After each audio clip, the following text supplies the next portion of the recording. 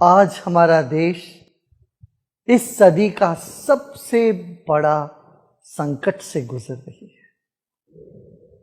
ये सहज ही है, इस वक्त हमारा मनोबल में कुछ कमी आ जाए, उदास हो जाए, आजू बाजू देखते हैं अपने मित्रों का और रिश्तेदारों की जो कष्ट है, तकलीफ है, कई लोग अपने रिश्तेदारों को खो बैठे हैं। इस परिस्थिति में ये साधारण बात है कि व्यक्ति टूट जाता है। अब हमको क्या करना चाहिए? ऐसी परिस्थिति है जहां मृत्यु का तांडव देख रहे हैं, जहां बीमारी बढ़ रही है, दुख और दर्द भरा हुआ आवाज चारों ओर से हमको सुनाई दे रही, तो हम क्या करें? इस वक्त हमको 4 चीजों पर ध्यान देना चाहिए। सबसे पहली बात यह है, हर व्यक्ति के भीतर हिम्मत नाम की चीज, धैर्य नाम की चीज कुदरत ने भरा हुआ है, ईश्वर ने हमको दिया है। यही समय है उस धैर्य को जगाना। जैसे अस्पताल में डॉक्टर पेशेंट को ट्रीट करते हैं और डॉक्टर तो ठीक होते तभी तो वो कर पाते हैं, ऐसे आप समझो एक एक व्यक्ति आज वैद्य बन गए हो। समझना, मानसिक रूप से, सामाजिक तौर से हम सबको हमारे ऊपर एक जिम्मेदारी है। वो जिम्मेदारी निभाने के लिए हमें सबसे पहले क्या करना, हमारे भीतर की जो धैर्य है, शौर्य है, जोश है, जोश को जगाइए। जोश को जगाने से उदासीपन अपने से दूर हट जाएगा और यही समय है वो जोश जगाने का और होश संभालने का। दूसरी बात है होश संभालना। होश संभालने से हम भावुकता में आके बह नहीं जाएंगे, जिससे हम बाद में अफसोस करते रहेंगे। जब भी भावुकता से हम बह जाते हैं, बाद में अफसोस होता है। इसलिए दूसरी बात यह है कि हम अपना होश संभालें। अपना दुख तो बड़ा है ही, मगर जब हम दूसरों के साथ देखते हैं उनका दुख हमसे भी बड़ा है, तो इससे भी हम सेवा प्रवृत्ति में लगने का सहज ही प्रेरित हो जाएंगे। तो सबसे पहली बात क्या है, अपने भीतर का जोश जगाएं, धैर्य को बनाए रखें। जब हम धीरज रखते हैं, धैर्य रखते हैं, हम हिम्मत और लोगों में भरने के लिए काबिल होते हैं। जब हम खुद ही टूट जाते हैं, हम किसी के काम में नहीं आएंगे। ईश्वर ने दिया है धैर्य, यह समय है हम अपने भीतर का जोश को, धैर्य को जगाएं। ये सबसे पहली बात है। दूसरी बात क्या है, हम सबके भीतर करुणा है। जब सब पार्टियां हो रही है, जब सब बढ़िया है, मौज कर रहे हैं, उस वक्त करुणा की क्या आवश्यकता है? करुणा का कब आवश्यकता है?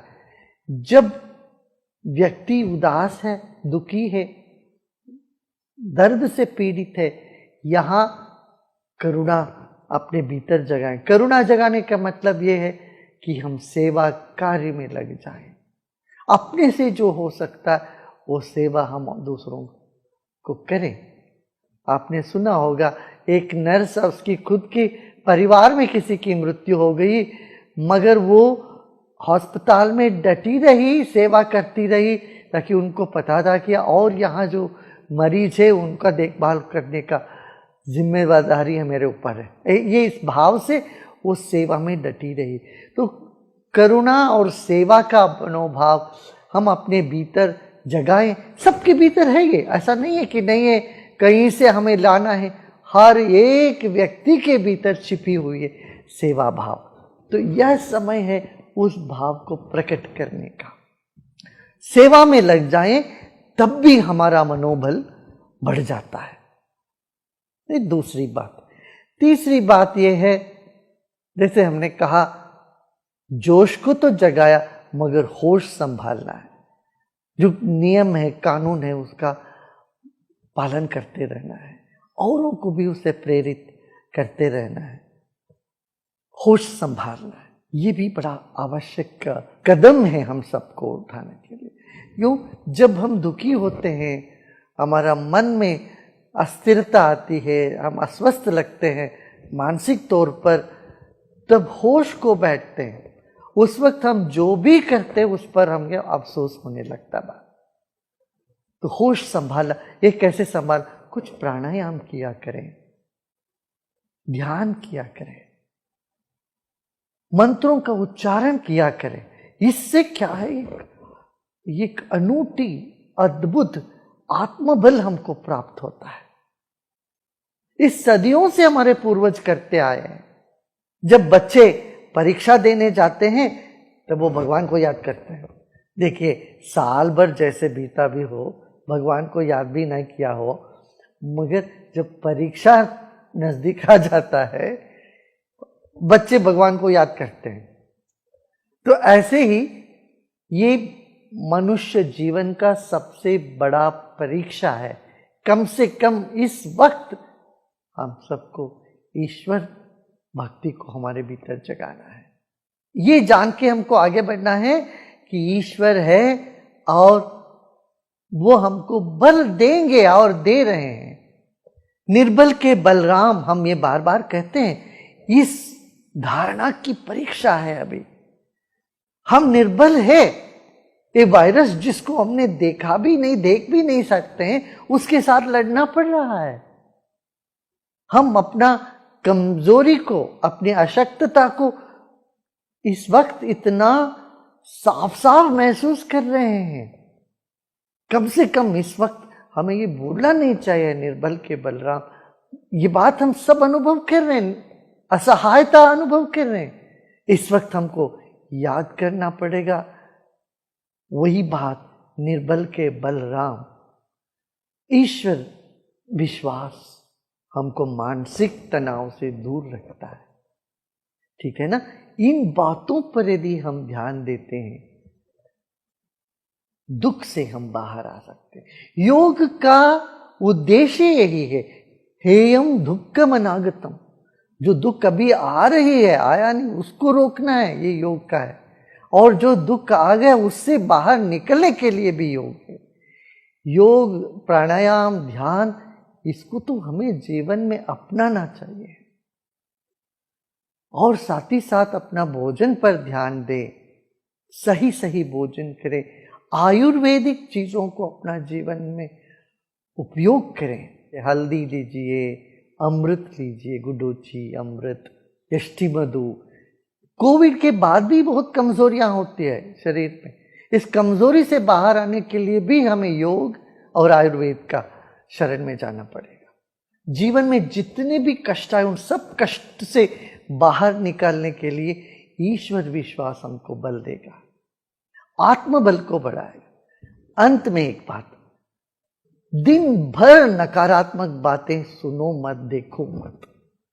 आप टेलीविजन के जरिए, माध्यम के जरिए, लोगों के जरिए बात क्या होती है, एक ही बात होती है, क्या बीमारी बीमारी बीमारी। नहीं, इससे हट के कुछ सकारात्मक बात करें, पॉजिटिव बातें करें।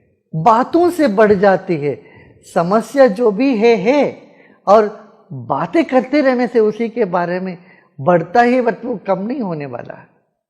इसलिए नकारात्मक मानसिकता और नकारात्मक बातों से हमें बचना चाहिए। जितना कम हो सके उतना कम करना चाहिए इन बातों। और जो वातावरण जो बोझिल लगता है उसको हल्का करने की हर व्यक्ति कोशिश करे। ये निश्चित है हम अवश्य इस संकट से बाहर आएंगे और विजेता बन के आएंगे। जब भी कोई ताकत हमको दबाने की चेष्टा करे, हम और बलवान होके उससे निखरते आए हैं। इस बात को हम याद रखें। हाँ, याद है ना? अभी जोश जगाइए, अपने भीतर का हिम्मत जुटाइए। करुणा का अभिव्यक्ति का यही समय है। अपने भीतर की करुणा को अभिव्यक्त करें, ईश्वर विश्वास को जगाए, योग साधना और आयुर्वेद पर ध्यान दें, अपने स्वास्थ्य का ध्यान दें, औरों का भी भला के लिए आप जो भी कर सकते वो करने में तत्पर हो जाएं। इतना करने से हमारी जो ये मानसिक नकारात्मक स्थिति बढ़ती जा रही है, इससे हम बच सकते हैं। ओम शांति।